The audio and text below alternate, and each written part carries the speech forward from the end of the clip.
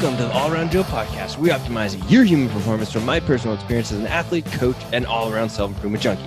On this edition of the All Around Joe podcast, I'm going to be talking about my 2019 CrossFit Games predictions. So I figured that since the CrossFit Games are kicking off as we speak, I'm a huge fan, and I've been doing CrossFit for a long time, and I've been following the regionals and the games, and this year the sanctionals, as many of them as I possibly can. And I just got done watching the recaps from the 2018 CrossFit Games. I thought it would be fitting to do a CrossFit Games predictions and give you guys my thoughts on who I think will do well in the CrossFit Games. We'll see if they do, we'll see if they don't, but let's talk about it nonetheless. So just to have a little bit of background, this year is the first year that the CrossFit Games athletes are getting to the CrossFit Games without regionals. So it's a regionals-less season. So every year that I have followed CrossFit, which started back in, I got into CrossFit in 2010, but I didn't start following it competitively until like 2012, around that time. They've had a regional event. So you would do well in the open, then you would get a individual or team into the regionals, and then some number of regionals competitors or teams would make it onto the CrossFit Games, and then you go compete at the CrossFit Games. This year, things got thrown up in the air big time, and they got rid of the regionals, and they added something called the sanctionals, which, funny enough, if you spell out sanctionals, it isn't actually even a word, or it comes up as a misspelling in my Apple, little dictionary thing here. So, or Apple spell check, I should say. Apparently CrossFit did that for a reason. I don't know. But anyway, sanctional events can be put on by pretty much anybody. It has to be approved by CrossFit. And then the winner of the sanctional events, one man, one woman, and sometimes a team, will get a nod to the CrossFit Games. That, or you got a bid from the CrossFit Open, or by being in the top 20, or by being the top in your country. So things got really, really crazy this year. And then also there was a backfill situation where you had priority for the people that made it through the Open. But then if somebody who made it through the Open also won a sanctional event, then that would drop down to the next person at that sanctional event. And that person, maybe they got an open invitation because they were best in their country, and then it would drop down to the next one. We had some sanctional events that I think it dropped down to like 6th or 7th place, where the people that actually ended up getting the sanctional event bid to the CrossFit Games. It was really interesting, really crazy. I feel like there's a lot of room for improving on this system, but that's not what this podcast is all about. Maybe another podcast we'll talk about what we think the best thing for the CrossFit Games, or would be for the CrossFit Games, for these sanctional events. I think they're cool. I think there's a lot of opportunity there, but there's definitely something that needs to change from this year in order to make it a better race. Although I do feel like, except for the people who made it in as the winners of their country, that it seems like we got most of the right people into the CrossFit Games this year. So the top of the top are competing. And I find it hard to believe, or hard to think of anybody that I really believe should have made it to the CrossFit Games that didn't, that would have in the old regional setup. Although I bet there are some people, and I'm missing some. And if you had some in particular, I'd love to hear about them. So you can let me know in the show notes at allaroundjoe.com/205. Anybody you think that should have made it to the CrossFit Games and would have if there's a regionals that I am forgetting about. So who are the people to watch in the 2019 CrossFit Games? I'm going to go through a handful of men, handful of women, why I think that they are going to be people to watch, people that are going to finish strong in the CrossFit Games. Number one is Matt Fraser. And obviously, you guys, if you've been following CrossFit at all, you know who Matt Fraser is. I think it's going to be really hard for anybody to beat Matt Fraser, assuming that he does not get injured or makes some major mistake that just cannot be overcome. I think that if he goes in and has a performance like like Matt Fraser does, then he's going to go ahead and win another CrossFit Games. He's just too well-rounded. He works too hard on his weaknesses, and he actually gets better at them for anybody to come in and knock him off. And I see him winning big again. All right. So if you have another thought on that, I'd love to hear it. But that's what my prediction is for the CrossFit Games men's side. I think Matt Fraser's going to sweep it all.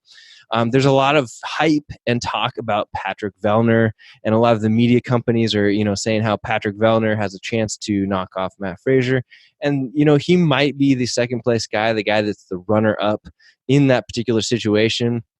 But it seems like Matt Fraser just has the home run hitting ability as well as being good at everything. So, he can finish top 5 in just about every event and then hit home runs and crush people in a handful of events. And it's just really hard to beat someone that can do that, because it seems like Vellner has a few weaknesses still, or still makes a few mistakes, and then will end up, way down the leaderboard, lose a bunch of points. He still can hit some home runs, but it's not quite the same as Fraser.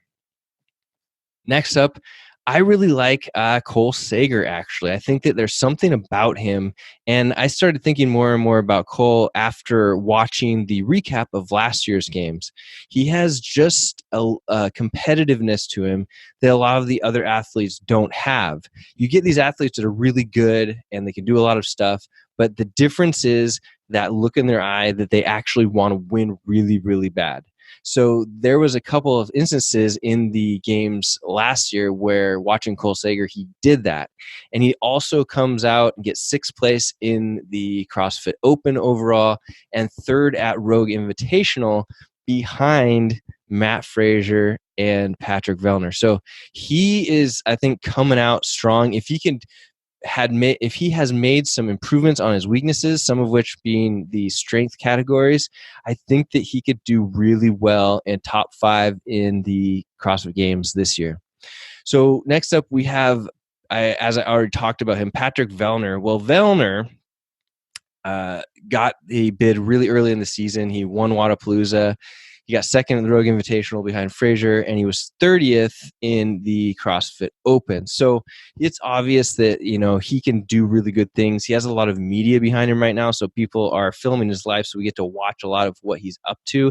Something that's really interesting about Patrick Vellner is that when he works on his weaknesses, they get better really quickly. So when he started in CrossFit, he was not the strongest guy, but he was very good at gymnastics, excellent at gymnastics. In fact, I recently heard him interviewed on a podcast where he was talking about how he doesn't hardly ever do muscle-ups. And there was a recent competition where there was 30 muscle-ups in a row, and he was worried about it. So he ended up practicing it before the competition, hopped up and did 28 in a row without training muscle-ups. So if that tells you how good he is at muscle-ups. But strength was another story. He was not naturally a strength athlete, but he's worked on it enough that he went ahead and won the CrossFit Total event last year at the game. So if that tells you anything about how strong he has become, it's quite amazing, because I feel like a lot of athletes, and when you're in CrossFit, you always say that you have to work on your weaknesses more than your strengths. And that's totally true. Although you need your strengths to be extra strong, you need your weaknesses to also be your strengths. The problem with a lot of people is that even if they work on their weaknesses a lot, they just don't have the genetic ability in order for those weaknesses to get turned into their strengths. Vellner is one of those people that seems like he has that ability in order to just work on something a lot, and it could have been a weakness, and it improves so quickly that it becomes a strength. So I think that is the place that he is really, really dangerous. If he's able to really work on those things he wasn't quite as good at, like swimming, and get better at them to the point where he is, in that same kind of breath as Matt Fraser with, I'm going to be in top 5 in everything, and I don't have any of those major holes. So we'll see. So last up that I have on the men's list here, so my top 4 is actually Travis Mayer. So Travis, the dark horse Mayer here, is somebody that I'm putting on this list because I feel like I've watched him train a lot on YouTube recently. I watched him do his open series watched him Wadapalooza, and I think that he's made some serious strides forward. I don't know if it's because he didn't make it to the games last year, that he was very hungry and wanted to do really well, but there's something different about him. I was just watching him do some power snatches, I think at 250 the other day, which is huge. I mean, I was cleaning 250 today. So he's doing power snatches at 250. He's not that typically the guy that you look at and think, wow, that guy's going to be super strong or super good or whatnot. But he is. He's very strong. He's very good. He fights really hard. He works hard, and he just goes really, really fast. So I think that we could be surprised if Travis Mayer goes into the CrossFit Games thinking that he has a chance to make it up into the top 5 or a podium.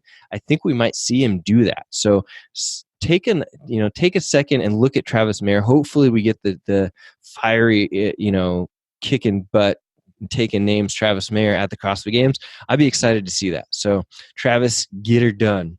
All right, before I hop into the girls, this podcast is brought to you by the Get Better Project, which is my personal at-home fitness program that has workouts from the person that wants to roll out of bed and do the workout next to their bed or in their living room with no equipment, all the way up through if you have 2 dumbbells and a kettlebell, which is the workouts that we're doing out of the van all the time, and then to the full competition, no holds bar, whatever goes, full gym workouts if you want to be more competitive, including a strength program.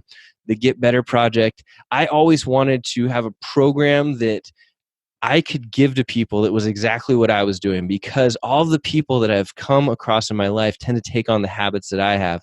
They go to the gym, they do the workouts, they eat the way that I do. So that's what the Get Better Project has become. I get to post all of the stuff, including, scaling options and scaling up and down options for people of the things that I'm actually doing. We talked about nutrition, we talk about habits, we talk about all kinds of stuff so that you can get into the Get Better Project and take on the habits and do the actual exercises, eat the foods that I'm eating so that you can get the same results. So that's what the Get Better Project is. I'm super proud, super excited about it. You can get started by going to thegetbetterproject.com/getbetter. That's thegetbetterproject.com/getbetter. We'd love to have you in the program. If you have any questions, let us know. All right, let's get back to it. The girls of CrossFit at the CrossFit Games 2019. Who do we think is going to be in the top of the top? Well, there's kind of some household names here. It's not anything super crazy, but I do have some interesting things to mention down at the end. The first one is I think we'll see a repeat, or it's going to be a back and forth between Tia Toomey and Sarah Sigmund's daughter. So the reason I think that is I think that Tia Toomey has done the best thing that she possibly could. She moved basically to train with Matt Fraser and Rich Froning and that whole team over there in Cookeville, Tennessee. So every single day she gets to train with the best of the best and sharpen that axe every single day. She got first at Wadapalooza. She got first at Rogan Invitational. She was 6th in the 2019 CrossFit Open. So she's going to be hard to beat, but I do feel like she can be beat, all right? And I think that if she comes in and doesn't take the bull by the horns, but somebody else does, specifically like Sarah Sigmund's daughter, then I think that she could give up that title, but it's hers to lose, essentially. Then we've got Sarah Sigmund's daughter, who, if she comes in with the same attitude and aggressiveness that she had at her first place in the strength and depth, then she will be right up there as well. The question is, can she come in with that same type of attitude for the whole CrossFit Games weekend, week, event, whatever you want to call it? We've seen the glimpses of her being really good, although she did take 2nd at Rogue Invitational behind Tia Toomey, and she was also 1st in the CrossFit Open, which is pretty big stuff. So she could come through as long as she stays healthy and make a big splash and potentially take the podium. I wouldn't be that surprised. Now, the third person that some people may or may not be surprised about is Sam Briggs. The reason I have Sam Briggs here is because she crushed people at Dubai. She got first, and at the Australian CrossFit Championships, she got first place, and she was 22nd in the Open. So people kind of tend to count her out because she's getting older, but she can crush some workouts. So if Sam Briggs comes in and has continued to work on her weaknesses, like it seems that she has, she could do some damage and beat some people up. I mean, when you watch her get on, an engine type workout, there's just nobody better in the world still at her age. She's still the best. So if the workouts are programmed in such a way that they favor her type of abilities, I could see her being in the top 3 for sure. She's just dominant in that particular capacity. The other girls that I wanted to mention, so it's kind of like you go through the list and you have some that stand out and you've seen them train and you've seen them compete this year and they look really good. And those are the 3 that I mentioned. I didn't have a distinct 4th for you though here. So I had a couple other names that I think are some people to watch that could be decent. But it's kind of a crapshoot. So I can see Jamie Green being up there. She's always very fit. She's a very good athlete. I don't know what it is that's exactly missing from pushing her up to the top, but she could be. I mean, we'll have to see what she worked on this year.